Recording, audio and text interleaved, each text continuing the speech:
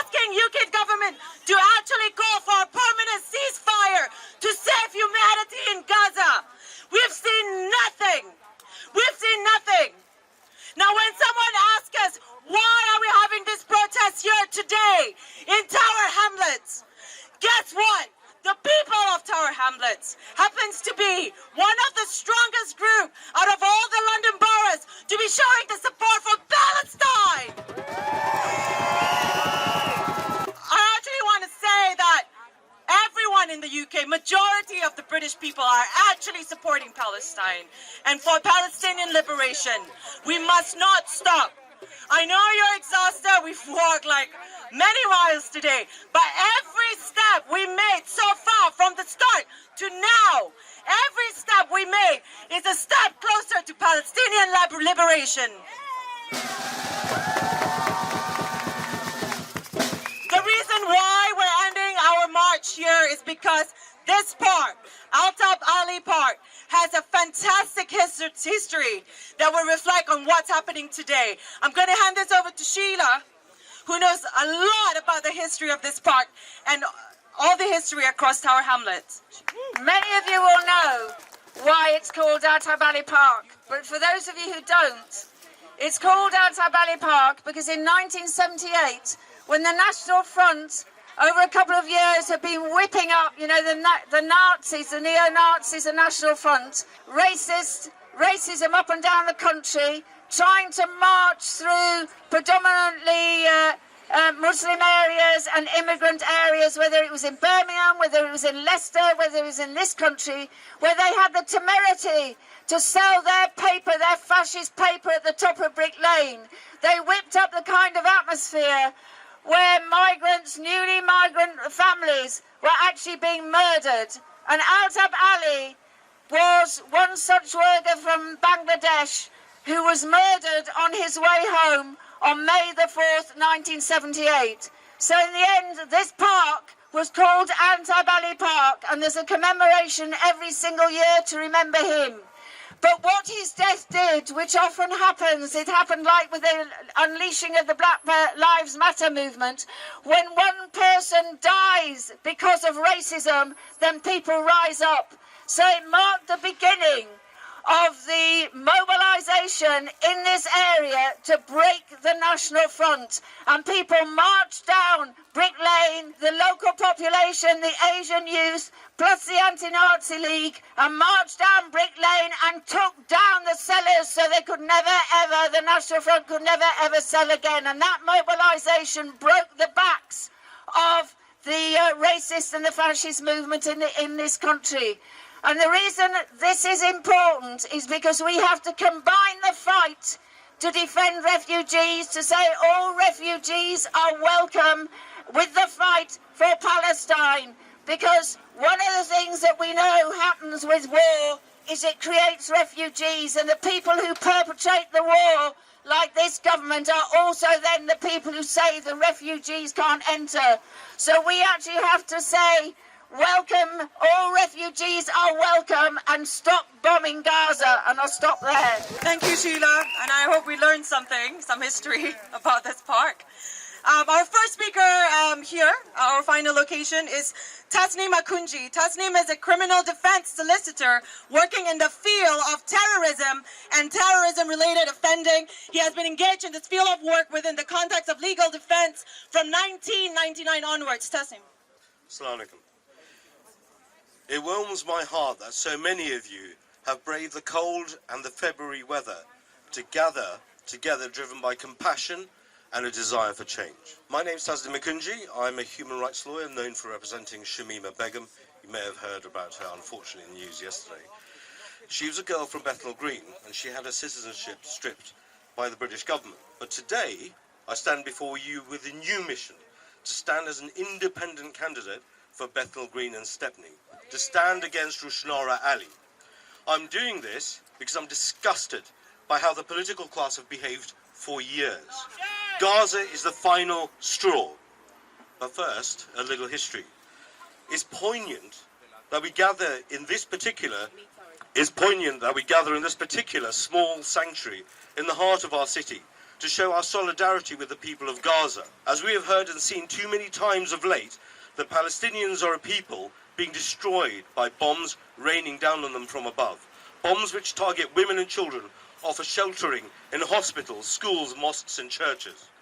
Bombs from above destroying churches. Many of you may know that this piece of land we're standing on has a deep historic significance. A church stood here once. It stood proudly for 500 years with a small chapel annexed to it, which served this community. The chapel was called Whitechapel by the locals, and this is where this area gets its name. You won't see this church now. A racist ideology flew their machines of war over London and bombed it into rubble. Again, bombs from above destroying churches. After the war, the land around the church was given for the public good and made into a common park for all to enjoy. But not 40 years later, this site again became a place where a murderous, racist ideology once again extinguished human life. Altab, as you've heard, was a young clothing worker from Bangladesh. He was murdered by 3 youths on his way home from work, just around the corner from it, just over there. He'd been in a rush that day, as this was the first time he could vote in a UK election, and he was eager to cast his vote that day. He wanted a representative to be elected who would reflect his views and make his corner of this great country. Rushnara has neutralised your vote. Your MP is meant to represent your views in Parliament. But your current MP, Rushnara, didn't even represent your views on Gaza in the first ceasefire vote. In fact, she hasn't even visited her Bethnal Green constituency office for many years. She takes 20 days to answer your emails. That is if she answers at all. She, having been rewarded with a shadow ministerial role recently, has now even blocked off her Twitter profile to public access. She isn't representing your views at all. Rather, she is imposing Labour HQ's views on you.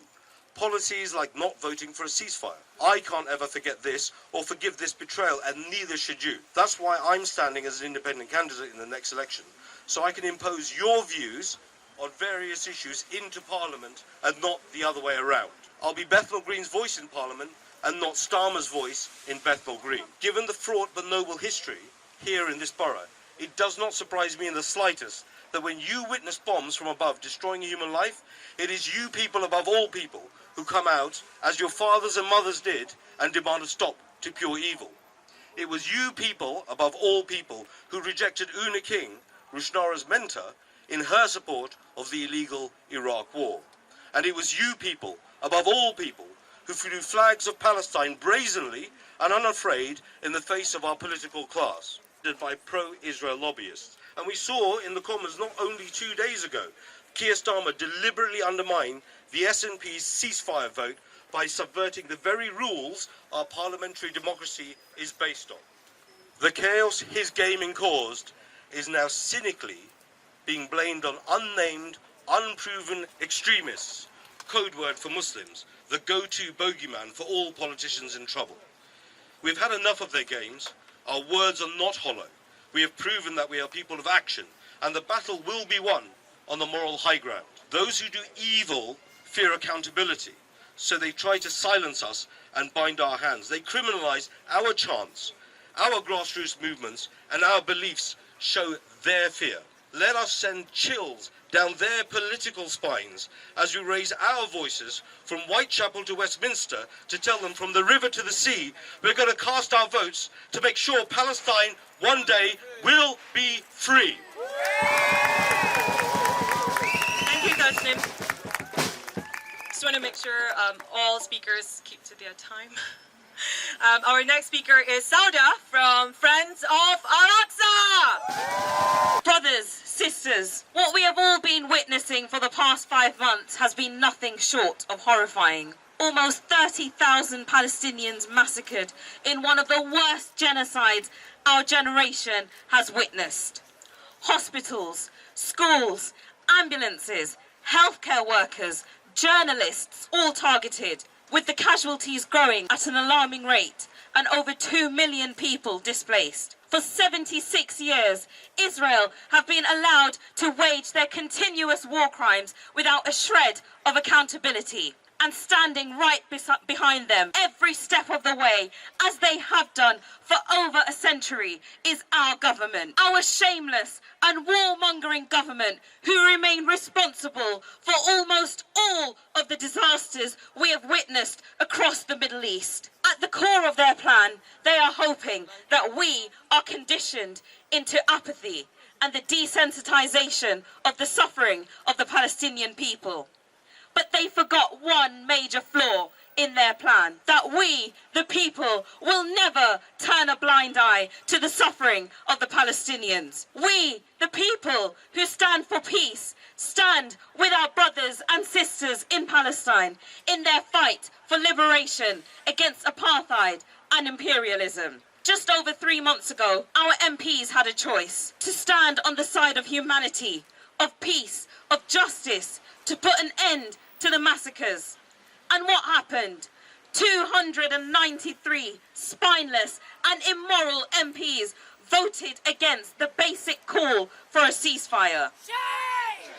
They chose to stand on the wrong side of history and made their absolute lack of humanity evident. On Wednesday, once again, our so-called politicians had the choice to vote for a ceasefire. But instead, they turned the vote into a playground for their political games, all the while whilst Gaza continues to be bombed and starved. But enough is enough.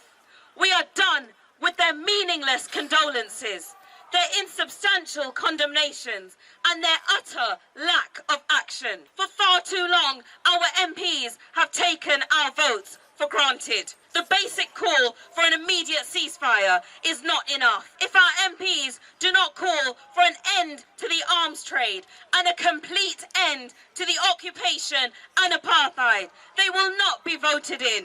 Our government has the blood of thousands of Palestinians on their hands, and whatever happens, just know that we will never forgive nor forget.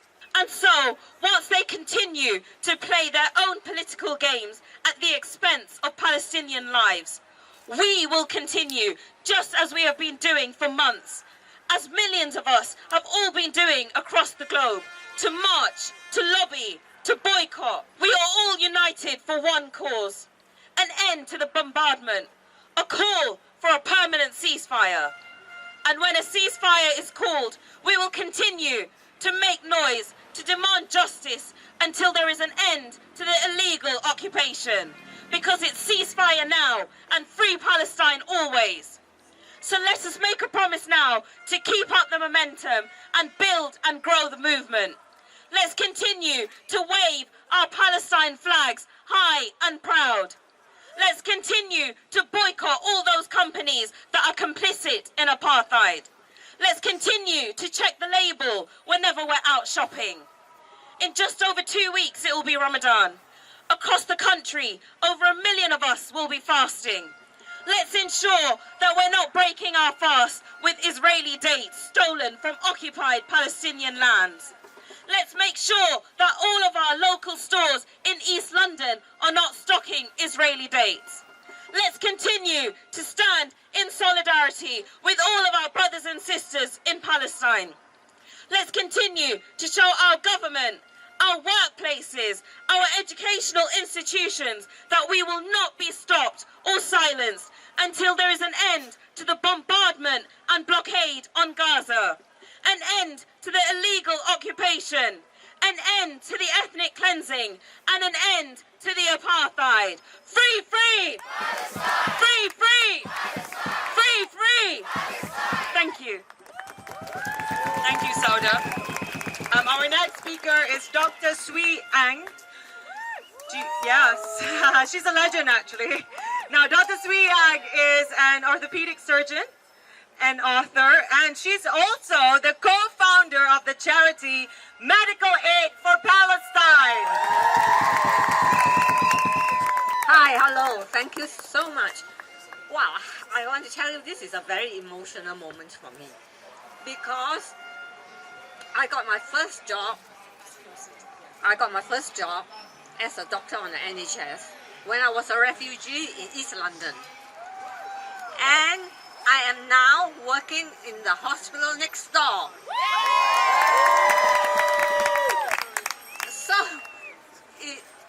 I've never had a chance to talk to my own community.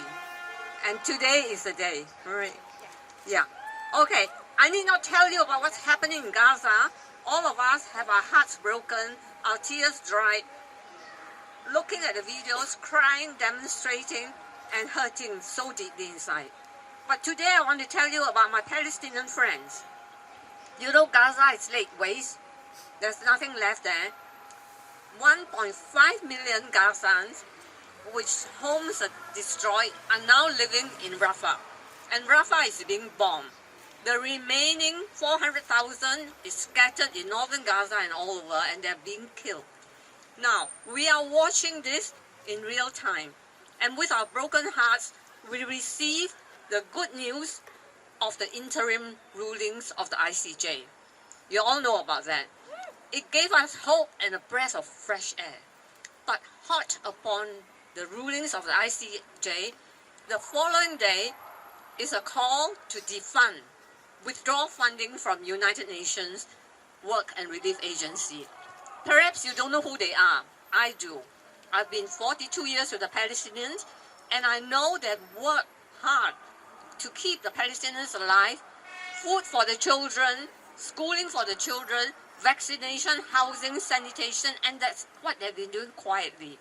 Today, 158 of their workers were killed in Gaza because they are doing this work, and they continue to do this work. So I want to keep it short because you want to listen to other speakers. If you want to talk to me, just come to my fracture clinic in Royal London and just say, I invite you. If the manager stop you, tell them where to go. Okay? All right. So I just want to ask you to remember, if you want to support the Palestinians to continue to live, to liberate, the word is liberate. Okay? I'm going to go to prison for this, I don't care. To liberate their homeland, their ancestor home, so that they can live in peace with the Israelis. Not to liberate, to kill everybody, but to liberate, to live as humanity together. So that is the meaning of liberation. If you want them alive, if you want the children to have medicine, have food and so on, please read my document on how to support UNRWA. Okay? They are very quiet. They sound like some UN bureaucracy, but they keep the Palestinians alive. And many Palestinians, important Palestinians, actually were refugees and still are refugees. Thank you, Dr. Suyang. That was incredible. So one of the key messages there was not to stop supporting UNRWA. All right? We all have the power to keep the Palestinians alive until they are liberated. It's our responsibility, each and every one of us. Our next speaker is Anna Gleichstein. Now I'm just going to bring up Anna. Anna is a long-standing member of the Socialist Workers' Party in North London, and she's an anti-Zionist Jew. Okay, so my father was a Palestinian. He was a Palestinian Jew. His parents were very early Zionist settlers, and my father broke with Zionism as soon as he realised that Zionism is racism. His parents were racist against Arabs. They would say things like, you only look at an Arab through the eye of a gun. Zionism from its inception has been about race. And he spent his life as an anti-Zionist Jew. Why? Because actually he hated all forms of racism. And he believed you fight for unity wherever you are against racism. So there is no contradiction about being against Zionism and against anti-Semitism. They're both racism. The genocide that's happening in front of our eyes is being played out, according to the Israeli government and leaders such as Biden and Sunak and Starmer, in defence of Israel, the so-called Jewish state. I want to say this disaster has absolutely nothing to do with Jews and Muslims and everything to do with the logic and brutality of imperialism and colonial settlers. And we know what colonialism looks like. The 3 million who died in the Bengal famine, the 1 million who died in Ireland, the Tasmanians who were wiped out, the Native Americans who were nearly wiped out. We know what it looks like. So what about Zionism? I want to give a very brief history. It was a response to the genocidal attacks that were happening against Jews in Eastern Europe. But it is an idea based on race. The central tenet is Jews can't live alongside non-Jews. This is a racist policy. Added to this, they wanted a homeland, which they described, for a land without people, for a people without land. And actually, the only way to get that was because there were people all over the places they wanted to go, was to rely on imperial backing. The early Zionists were atheists. They were not religious. And they were looking up to set up a homeland in Argentina. They argued about whether they should go to Uganda. But Palestine worked because it suited the British, as we know. And before the rise of Hitler, understand that if you were a political Jew, I mean, Jews are like anyone else. Some are political, some are not. If you were political, you were much more likely to be a socialist. It was the trauma of the Holocaust, the mass murder of 6 million people in factories of death, which actually made Zionism a majority view for the Jews who were left. But be clear, the very same Western powers who knew the Holocaust was happening, who closed their doors completely to Jewish refugees, are the exact same powers who have bankrolled Israeli apartheid since it has been set up. And the USA has given $260 billion since 1945, more than any other country in the world, for a population of about 9.5 million, country the size of Wales. Why? We know why. Because of the oil, because of what's important in the Middle East for capitalism. But it's not just Israel they give money to. Actually, in 2023, Egypt, Turkey, and Jordan got more money put together than Israel actually got, because it's about an imperialist setup to support the system going. And I have to say at this point, not all Jews are Zionists, obviously. I'm not. Many of us are not. Not all Zionists are Jews. Anybody, Trump, Biden, whatever, who accepts you need a homeland for Jews is a Zionist by definition. And I want to reiterate, to criticise Israel for its murderous war in Gaza and its history of apartheid is not anti-Semitism. And the sheer size and vitality of this pro-Palestinian movement, which is the biggest in the world, means that our government and our so-called opposition is unable to lock up the millions of us who wave the Palestinian flags, who wear our kaffirs, etc., and call for an end to this genocide. These are not Islamist marches. These are marches for peace and justice and solidarity with the oppressed. However, there is another thing our movement has to do, really importantly. We can't allow the brutality of what Israel is doing to lead us into forms of anti-Semitism. Jews are not responsible for what the Israeli government does in Gaza, in the exact same way that Muslims are not responsible for what the Saudi government does in Yemen. The backing of Israel has nothing to do with love of Jews. Some of the most vocal pro-Israelis, such as Trump, are anti-Semitic at the same time. It's about imperial interests. And this is my last paragraph, comrades, I assure you. If we allow our movement to slip into old anti-Semitic tropes about Jews having loads of power behind the scenes, we are ignoring the real enemy, our own governments and their complicity in the genocide and backing of Israeli apartheid. An increase in any form of racism, whether Islamophobia, anti-Semitism, anti-migrants, divides our side and makes it harder actually to provide solidarity with Palestine. And don't believe a word of the Suella Bravermans or Tommy Robinsons behind their open, disgusting Islamophobia lies a deep-seated anti-Semitism. If you understand, I'm sure you know the Great Replacement Theory, which is the far right, Suella Braverman goes on about it, and Truss went on about it a couple of days ago, the idea that brown people, migrants, Muslims are coming into Europe and they're outnumbering the indigenous. Yeah, that's migrants, Muslims, brown people. But who's behind it, according to Braverman, etc.? Jews. It's the Jews organising it. They are racist through and through. Do not listen to a word they say that they defend Jews. They're lying. So lastly, we have to unite Jew, Muslim, atheist, Hindu, Sikh and any other religion that I haven't got time to list against all forms of racism.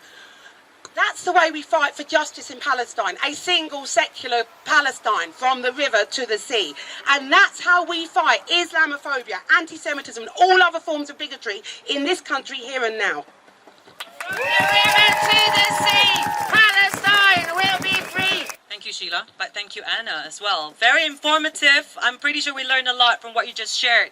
And I don't think many of us know many of the things that Anna just shared with us. So thank you, Anna.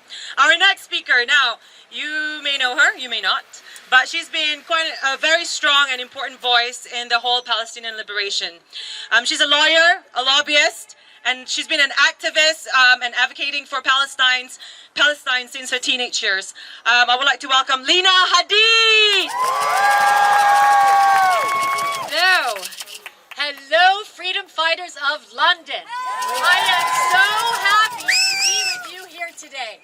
I'm also very sad. It is day 141. 141 days of the Palestinian people under siege, being bombed, being destroyed. We don't even know what's happening under that rubble. 141 days, my friends. What can we do to stop this brutal occupation and genocide of the Palestinian people? For more than 75 years, we, the Palestinians, have been resilient. We have tried, and today this is proof of our resilience. We are still fighting after 141 days of bombing of mostly children and women. Thank you for raising your voices. Thank you for being out here. Thank every single one of you. You have no idea what it means to the people inside occupied Palestine who are suffering every single day. And they are so proud to see all of you out here advocating for them on a Saturday afternoon in London in the middle of February. Thank you to all of you. I am the daughter of a Nakba survivor, Ghada Hadid. My mother was 4 years old in 1948 when my grandparents, my Khalo Muhammad and my two aunts were violently removed from their home in Palestine. And they had to walk by foot. Those same scenes that you're seeing today in Gaza, from the north to the south, that was my mother, Ghada Hadid, 4 years old with her siblings, walking all the way to Damascus, Syria. How can this still be going on today? 76 years later, and we are exactly in the same predicament as we were in 1948. This has to stop. The genocide must end, and it must end immediately.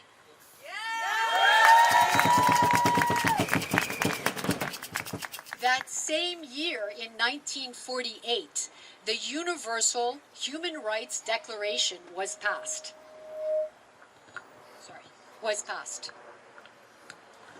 Yet, that same year in 1948, you had Palestinians that were violently forced out of their homes and had to flee to the neighboring countries.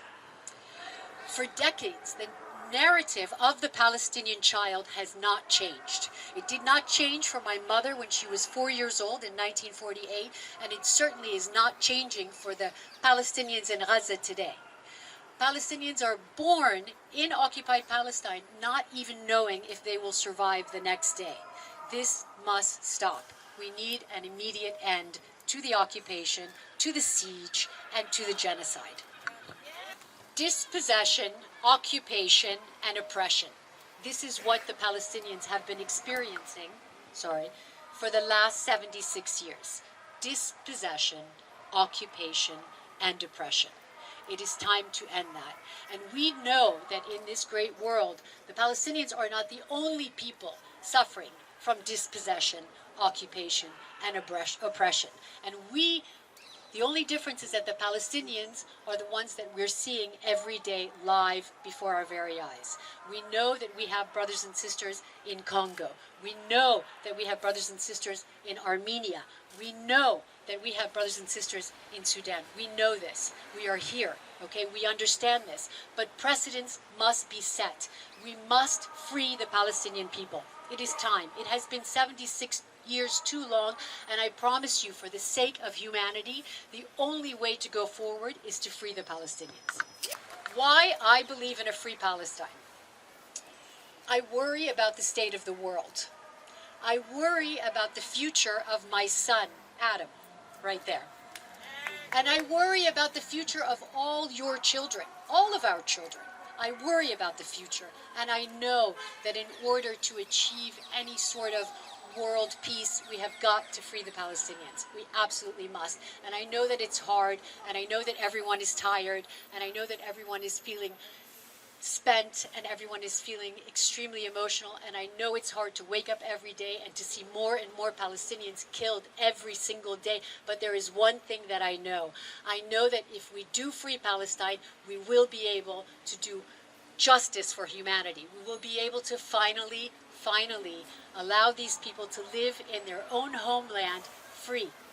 That's all we're asking for, side by side. Remember, we the Palestinians, we were the first Jews, we were the first Christians, and many of us were amongst the first Muslims. So this is absolutely not about religion, as my sister said earlier. This is not about religion. This is about gangster capitalism coupled with Zionism, and it's time to bring it down. Free Palestine. Thank you, Lena. That was incredible, as always. Now, our next speaker, we only have 2 speakers left, so don't leave yet. You've lasted this long, so I'm sure you can wait for 2 more people to speak with very important messages. Now, our next speaker, you may have seen her, her videos gone viral when she confronted a CNN journalist. She got lots of fans here. She's fearless, as you can see from her video. Absolutely fearless, speaks the truth. She's with us today. I would like to introduce Rahmat.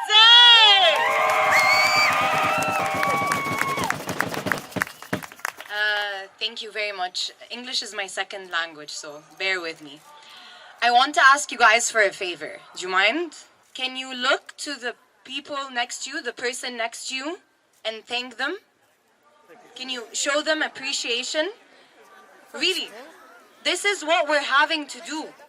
We're having to thank each other for being human. Can you imagine? Now I want you to take that person's hand next to you and raise your arm. Please do that. Raise your arm. At one point, you're going to notice that your arm is going to feel tired. Your arm is going to feel exhausted. But you have that person next to you helping keep that arm up. Because that arm is a father who left his house at 4 a.m. to get his family bread, only to come back and find his family massacred. That arm is the mother of a 6-year-old child whose last moments were stuck in a car, surrounded by her dead family, killed, begging for help. That arm is the doctor who had to listen to a child asking him, "Is my leg going to grow back?"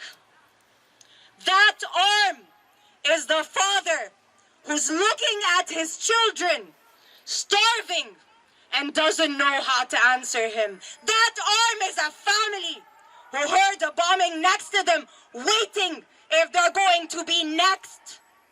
That arm is a child who's asking her mother, "Am I going to be like Samira? My remains on the floor." That arm is the exhausted journalists of Palestine. So keep your arm up for the oppressed. Turn your helplessness, your hurt, into justified anger. And then turn that anger into resistance. Because it seems that the mere existence of a Palestinian is resistance. Now put your hand to your heart and thank yourself.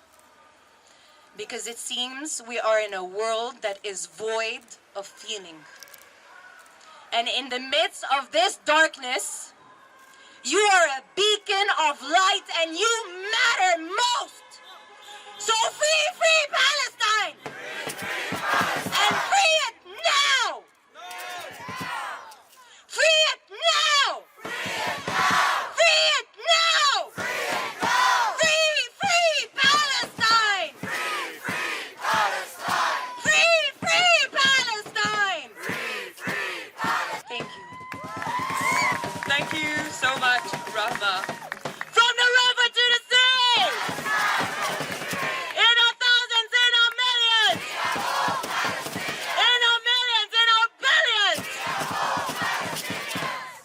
guys. Thank you so much. It's so incredible to see everybody here, all for the same cause. And that is to save Palestinian and to save humanity. Thank you. Our final speaker is a journalist, activist, and also a Palestinian. I would like to invite Ahmad Al-Din!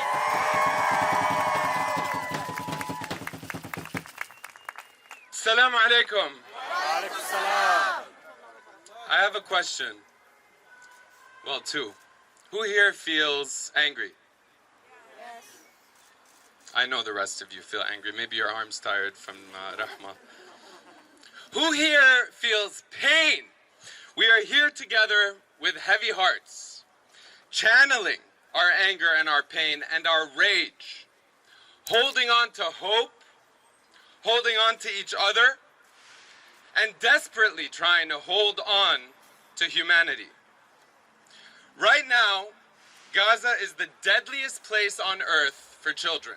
Right now, Gaza is the deadliest place on earth for my colleagues, the Palestinian journalists, because we know they have not let in other journalists to document their obscene, perverse crimes.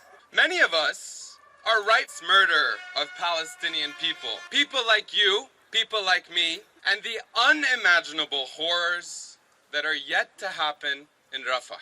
I want to take a quick minute to bring us back to reality. There is something that we are not talking about enough, which is the failure of the world to stop it. The failure of this government here in the UK. Shame! Shame is right. In 2005, UN members unanimously endorsed a doctrine you might have heard of called the responsibility to protect.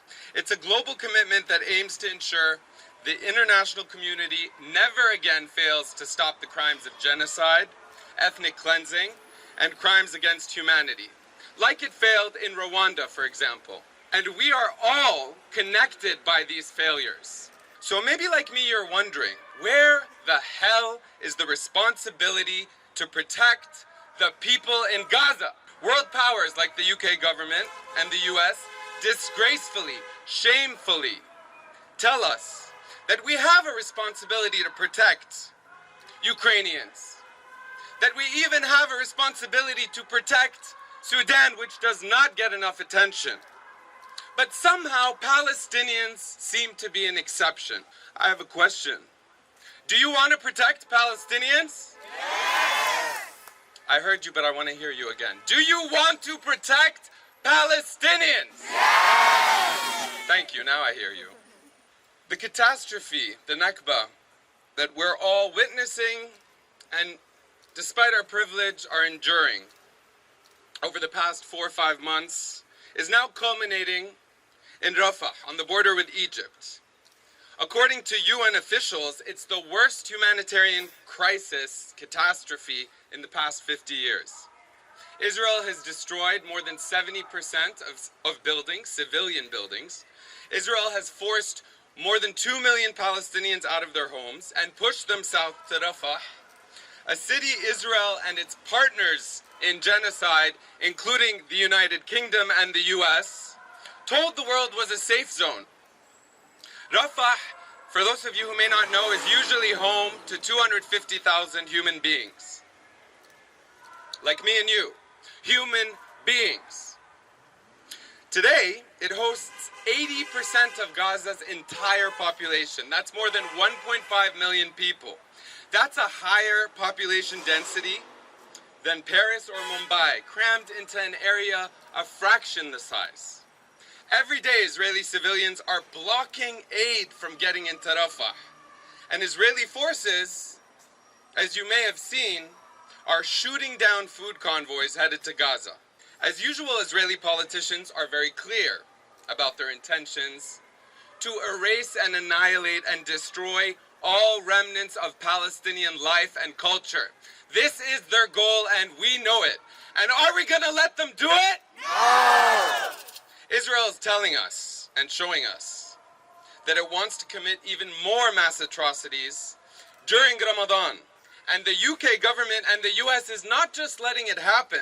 They are enabling, arming, and defending Israel's ability to commit the mass murder of children every single damn day. The US shamefully vetoing a UN call for ceasefire for the third time. The UK shamefully abstaining. Both using empty words, not actions. What are they trying to do? They're trying to buy Israel time to ethnically cleanse the native population of Palestine, allowing Israel free rein to pursue this genocidal campaign that does not only endanger the Palestinian human beings in Gaza, but endangers us all. It's a threat to the entire rules-based international order. And as I said, it is a threat to us all. If the UN was created as a result of the Holocaust, and countries around the world united to say never again to crimes against humanity, to collective punishment, to ethnic cleansing, and to genocide, that must mean never again for everyone and anyone anywhere. Shouldn't it? Shouldn't it? Yet the US and Israel's allies insist that Israel is somehow an exception, maybe the only exception, and wants us to accept this perversion that it somehow, because of the Holocaust or whatever else, has a right to do, yes, the same thing to another group of people based on their ethnicity, because that is what's happening. If that is true, tell me, who is to say that other states in the future will not use the exact same argument to annihilate and erase another group of people? Israel is a lot of things. It is supremacy, masquerading as Zionism, masquerading as democracy, but we all know that apartheid and occupation are indefensible. There is no justification. In fact, international law explicitly states that one massacre, one atrocity cannot justify another. So if Israel's indiscriminate bombings, to quote President Biden, if it's obscene targeting of civilians, its mass murder of children, its use of starvation as a weapon, and attacks on churches and mosques and hospitals and universities does not incite moral and legal accountability, then ask yourselves and ask everybody you know day in, day out, what does? Despite its ruthless efforts to justify dehumanizing Palestinians, I have some good news that I'll share with you. Israel clearly is facing an identity crisis, both at home and abroad. And do you know why? Because of you. Because of us. Because of the millions of us who, despite everything we see day in, day out on Sky News, BBC, and every other news organization I have or have not worked for, we are protesting against Zionism in the exact same capitals like the one we're in now that are funding Israel's genocide and doing everything they can to shield it from accountability. Brothers and sisters, Rafah is the last stop in this unfolding Nakba and catastrophe. Brothers and sisters, we are at a turning point, and we must do all we can to stop the ethnic cleansing of Palestinians from their native homeland. Palestine needs us. And I need you. And we need each other. So if you're disillusioned, or if that, I wish I could beep here because I'm not gonna cuss because my mom said don't. And you know, we gotta listen to our Palestinian mamas. I hope you stay strong and stay true to who you are as a human and hold on to your dignity despite all the efforts they do to break you.